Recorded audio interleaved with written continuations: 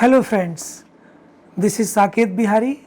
I welcome you all to the stream of rural governance, growth and strategies. We shall discuss today on the treatment strategies for rural development.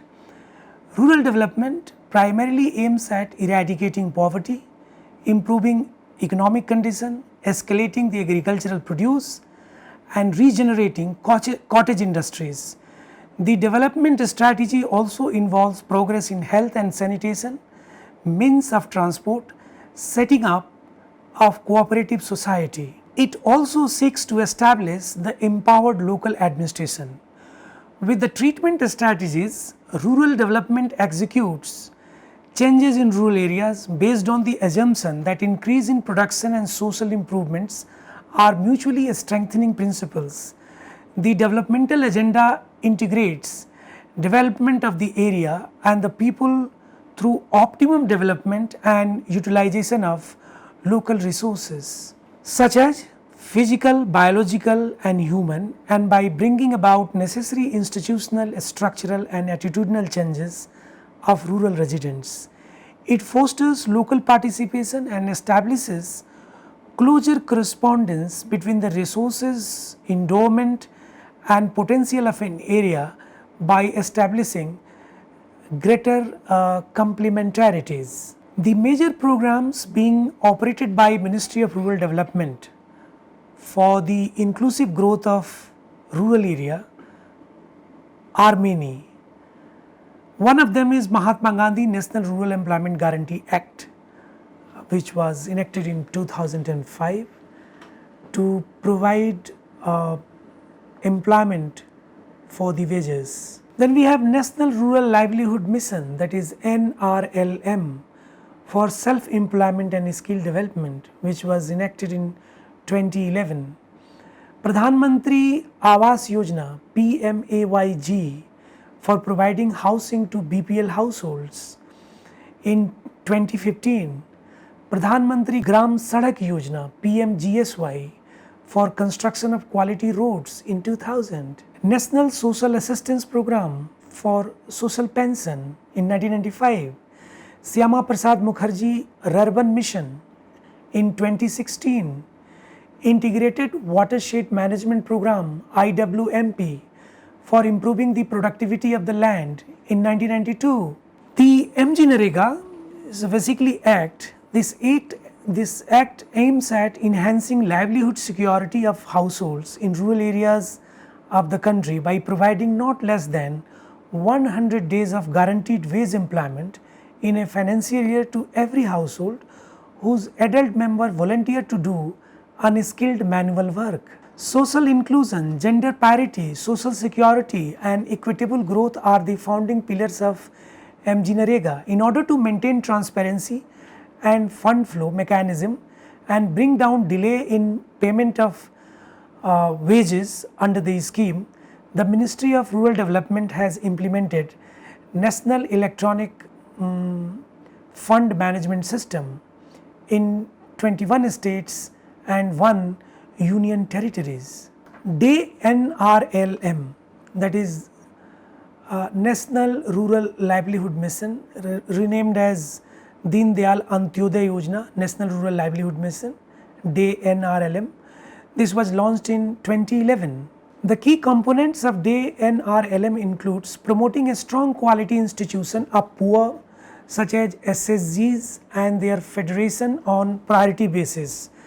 Training, capacity building and skill building approach has been adopted for providing capacity building to SSGs, their federation, government functionaries, bankers, NGOs and other stakeholders. Rural Self-Employment Training Institute, it has been decided to set up one Rural Self-Employment Training Institute, that is RSETI, in each district of the country. These are bank-led initiatives with the active support of the state governments, provides one-time infrastructure support of rupees 1 crore, besides reimbursing the cost of training rural poor candidates. These are expected to train 750 rural poor youth each year to take up self-employment in the area they reside. Pradhan Mantri Gram Sadak Yojana, Government of India with its poverty reduction strategies launched the Pradhan Mantri Gram Sadak Yojana, that is PMGSY 2000, as a centrally sponsored scheme to assist the states through rural routes to be laid down in the state list under the constitution. The primary objective of the scheme is to provide connectivity by way of all weather roads in respect of special category states, northeast like Sikkim, Himachal Pradesh, of course Himachal Pradesh is from the north zone, Jammu and Kashmir, Uttarakhand, hilly states basically, the desert area, the tribal areas, and 88 selected tribal and backward districts. The objective is to connect eligible unconnected habitation core network with a population of 250 persons and above. Then Pradhan Mantri Awas Yojana Grameen. Under the scheme Housing for All by 2022, the rural housing scheme IAY, that is Indira Awas Yojana, has been restructured to Pradhan Mantri Awas Yojana Grameen PMAYG.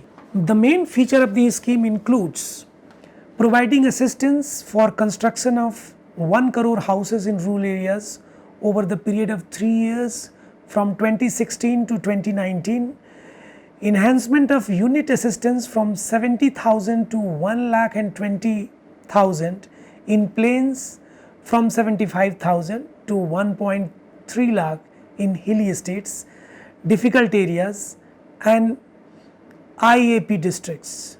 Identification of beneficiaries based on the socio-economic and caste census, that is SEC 2011, data covering households that are houseless of living in houses with kacha walls and kacha roof with 2 rooms or less after excluding household falling under automatic exclusion category. Setting up of National Technical Support Agency at national level to provide technical support to the implementing agencies and to the beneficiaries in taking up construction of houses and help in achieving the target set under the project.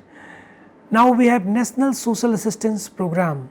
Article 41 of the Constitution of India directs the state to provide public assistance to its citizens in case of unemployment, old age, sickness and disablement, and in other cases of undeserved want within the limit of its economic capacity and development.